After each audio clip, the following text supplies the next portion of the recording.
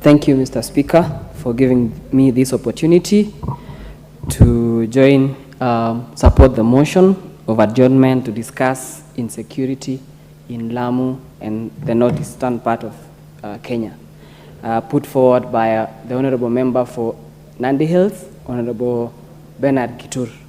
First and foremost, Mr. Speaker, I would like to pass my message of condolence to the families affected, to the young souls that were lost in this attack. Secondly, I would like, in the movie that I saw, I thought this only happens in movies, Mr. Speaker, but this is real life and there are real issues. As we grow, we see them in reality. There is a movie, it's called We Were Soldiers.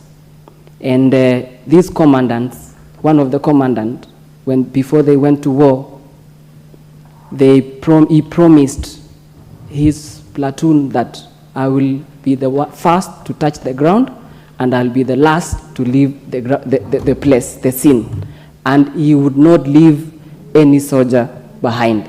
The kind of dedication, the kind of sacrifice, the kind of endurance that these soldiers passed through is enormous. And the reason why they swore after their training and in their service, they swore that they would protect this nation, whatever may, at whatever the cost. We should also, as a government, be true to the same word and swear or take care of their welfare, protect them. For example, in the recent event that occurred, I tend to believe that we should have had better machines which can detect landmines with the current technology that we have at the moment, give them more sophisticated weapons so that they can help them fight the Al-Shabaab within the Lamu region.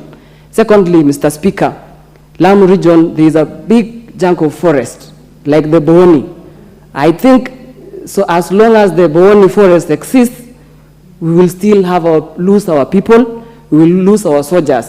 I want to encourage the government, as part of the income generating activity, to clear that forest in Lamu, Mr. Speaker, so that we can even use the same money to plow back to the economy of this country. Once that forest is cleared, at least we can have a peaceful area within Lamu region. Secondly, Mr. Speaker, there are several cases of land injustices within Lamu region. Maybe we call upon the NLC to come together, the government to help resettle those people because they take advantage and bring in those vices. Secondly, Mr. Speaker, during deployment, as part of the welfare of this, taking care of the welfare of these soldiers, deployment, we have to have experienced soldiers to lead the new recruits, so that with the experience they have, they could easily prevent such issues from occurring. Secondly, Mr. Speaker, we need to have social support desks for these soldiers. They go through serious frustrations with the war, the kind of deaths they experience. We need to have them. They undergo serious frustrations and even take care of their families. Thirdly, Mr. Speaker, on the compensation issues, we need to have a proper package for compensations for soldiers whenever we experience a number of deaths.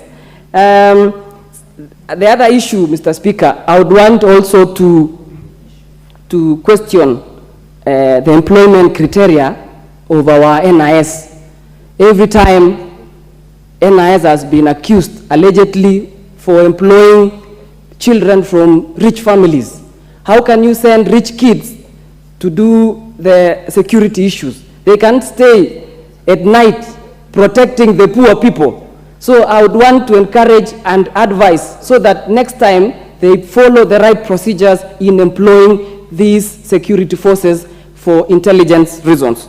Thank you, Mr. Speaker. I support. Very well. Next to speak on this is the Honorable Yusuf Mohammed. Thank you, Mr. Speaker. for giving me this opportunity to contribute to this motion. This issue today